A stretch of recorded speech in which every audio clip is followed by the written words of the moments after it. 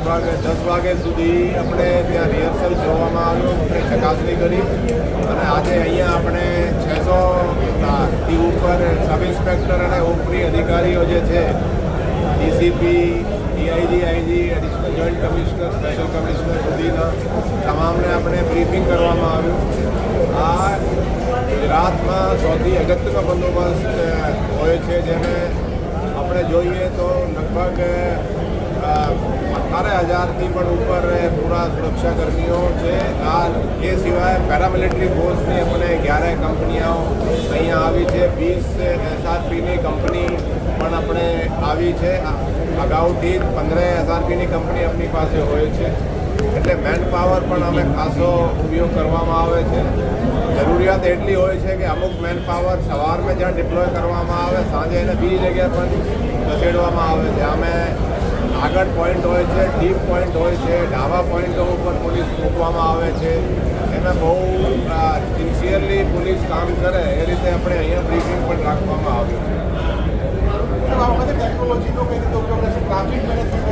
આ આપણે જે મોટો એમાં ચેલેન્જ હોય છે એ ખાસ કરીને જે ટ્રાફિકનો હોય છે એ અડચણ પણ નહીં થાય, સ્મૂથલી બંદોબસ્ત, એના મૂવિંગ બંદોબસ્ત. એ મૂવિંગ બંદોબસ્ત જે છે એ આપણે ક્રાઇમ બ્રાન્ચના સુપરવિઝન હેઠળ હોય છે. અમે ટ્રકોની સિક્વન્સ જળવાય, એને પ્રોબ્લેમ નહીં થાય. આ સિવાય ટેકનોલોજીનો પણ આપણે ઉપયોગ આ વખતે, આમ તો દર વખતે વધતા જાય છે, આ વખતે આપણે ખૂબ જ વધ્યા છે.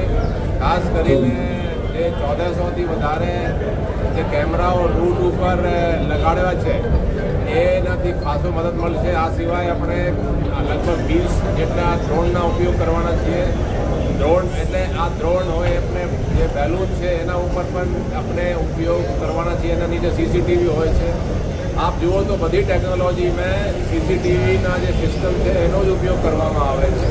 અને એની જે લાઈવ મોનિટરિંગ છે એ પૂરી રથયાત્રાની, એની આપણે પોલીસ કંટ્રોલ રૂમ સિવાય અહીંયા અમદાવાદ એનેક્સીમાં પણ આપણે ફીડ આપી રહ્યા છીએ, ઈડી ઓફિસમાં પણ આપી રહ્યા છીએ અને સીએમ ઓફિસમાં પણ આની ફીડ આપણે આપી રહ્યા છીએ. ટૂંકમાં આ છે કે ટેકનોલોજીનો ખાસો આપણે ઉપયોગ કરી રહ્યા છીએ. એના માટે પણ આપણે ખાસ સૂચનાઓ આપવામાં આવી છે. એમરજન્સી ગમે ત્યારે થાય, કોઈ એવું થાય તો એની આપણે ત્યાં સિસ્ટમ થઈને સૂચનાઓ આપી છે. ભીડ પણ બહુ હોય છે, થોડું ચેલેન્જ હોય છે, પણ તેમ છતાં પોલીસ જેટલો શક્ય હોય એમરજન્સીને વ્યવસ્થિત કાર્યવાહી કરશે. વીવીઆઈપી મુવમેન્ટ હોય છે સવારે 4 વાગ્યાની ખાસ વ્યવસ્થા શું? અમે જે શરૂઆતી બંદોબસ્ત છે એ આપણા રાતના 2 વાગ્યાથી લાગી જાય છે.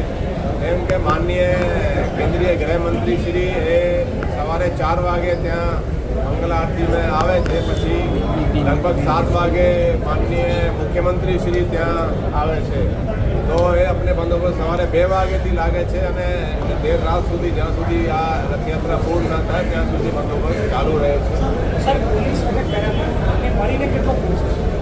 આ બધાએ મળાવીને તમે લગભગ જુઓ છો, હોમગાર્ડ મળાવીએ, બધા મળાવીએ તો લગભગ 23,000 જેટલા ફોર્સ હશે. પણ એની આપણે કંપની તરીકે ગણવામાં આવે છે કે 11 કંપની છે. આરએએફની જુદી સ્ટ્રેન્થ હોય, એસઆરપીની સ્ટ્રેન્થ હોય છે,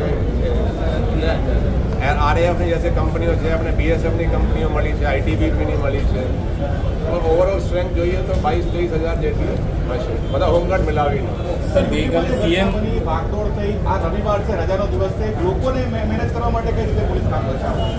આ વખતે આપણે ખાસ કરીને જે સ્ટાર્ટિંગ છે, સૌથી વધારે ચેલેન્જ સ્ટાર્ટિંગ વખતે ત્યાં બહુ ભીડ આવે છે. લોકો ત્યાં વધારે ભેગા થાય અને સરસપુરમાં પણ ભેગા વધારે થાય છે.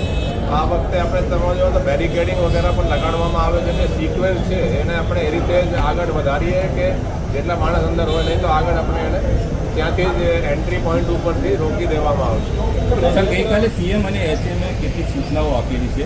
આ સૂચનાઓ શું શું હતી અને એનો શું અમલ થઈ રહ્યો છે? તો સીએમ સરે જર્જરિત ઇમારતો સંદર્ભે, એચએમ સરે સોશિયલ મીડિયા સંદર્ભે સૂચનાઓ આપી છે. નહીં, સોશિયલ મીડિયાની જે મોનિટરિંગ છે, આજકાલ પોલીસ માટે એક મોટો પડકાર સોશિયલ મીડિયાનો થઈ ગયું છે.